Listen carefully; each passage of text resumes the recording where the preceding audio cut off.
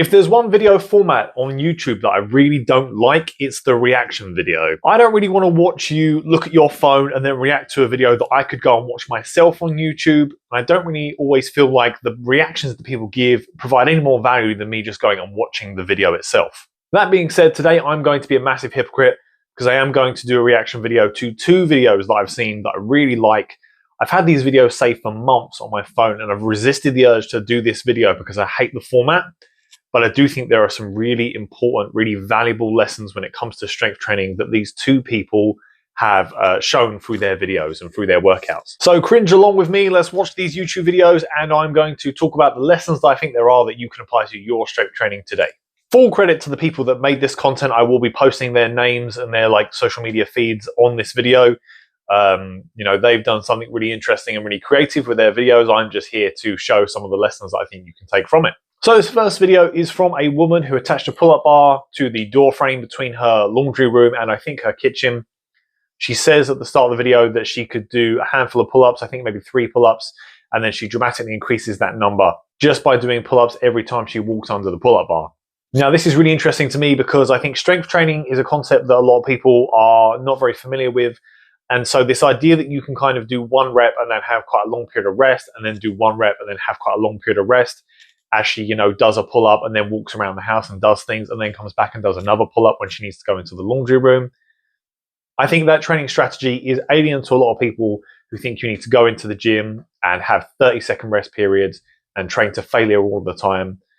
So I think having this kind of strategy that's quite minimalist where you just do, a low number of reps, quite a high intensity because like I say, at the start of the video, she can do a handful of pull-ups. So doing 1 each time is, a reasonable challenge. It's not like she can already do 20. But I think doing this this exercise where, you're doing a low number of reps, challenging resistance, plenty of rest, and then kind of keep dipping into that throughout the day and throughout the weeks as time goes on is a really powerful way of making progress. We look on social media, we see people, really kind of training really hard and covered in sweat or in agony because their muscles are burning and so on. So I think seeing someone take this really minimalist approach is really great, and her results speak for themselves. Now, these lessons might initially seem quite difficult to apply because obviously she was doing this in her home.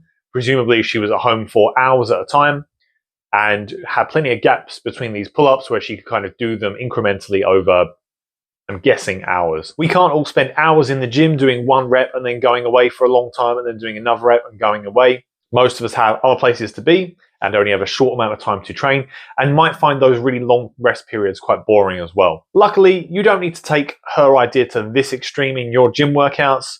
Obviously, you could do something like this in your home if you can put a pull-up bar somewhere or if there's another exercise you're working towards, push-ups, for example. But when it comes to gym training, you could do something like this with 2 minutes rest or 3 minutes rest. And you could spend that time going and doing something else that's non-fatiguing, such as mobility work or working a different muscle group. But if you want to get strong in a particular lift, you should adopt this approach the lady has taken here of a low number of reps, challenging weight, and high rest periods.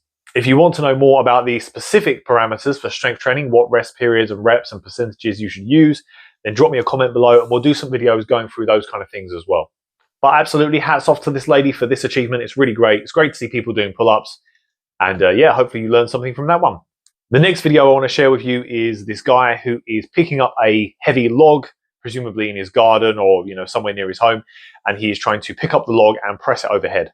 The video kind of has that strongman element to it where he's carrying something quite awkward. He's having to try and muscle this log up to his chest and then adjust his hands and press the log overhead. And he's gotten to a point now where he has mastered picking the log up and getting it to his chest. The difficulty now is him being able to press it overhead. But it's really interesting to see how much better he's got at picking up this log and lifting it to his chest.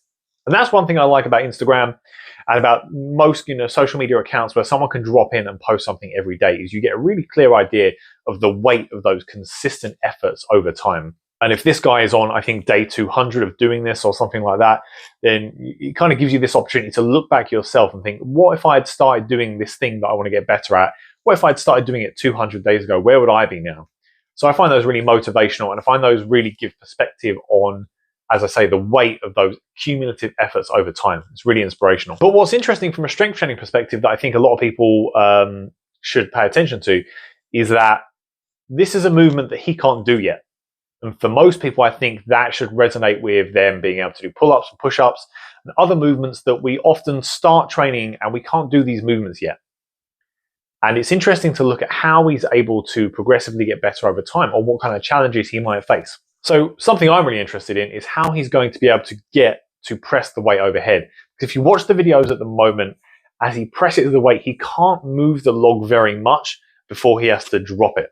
Now, if I were training someone to do pull-ups or push-ups or something like that, there are a million ways to do that in the gym to get someone to work all the way through the full range of motion of a push-up or a pull-up without having to actually lift their full weight yet. So we can use bands, we can use negatives, we can use free weights and machines to maybe mimic the angles, the joint angles and the weights involved.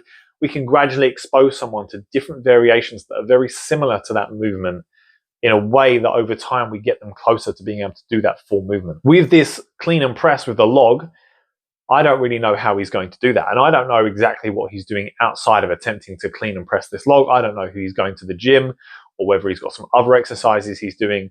But I think the press is going to become a real stumbling block. And I bring this up not to be negative about this person. I think, again, it's really inspirational what he's doing.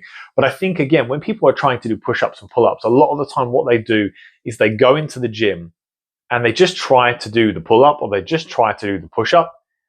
And if they fail, that's it. They fail and, maybe they have a few more attempts or maybe they move on to the rest of their workout.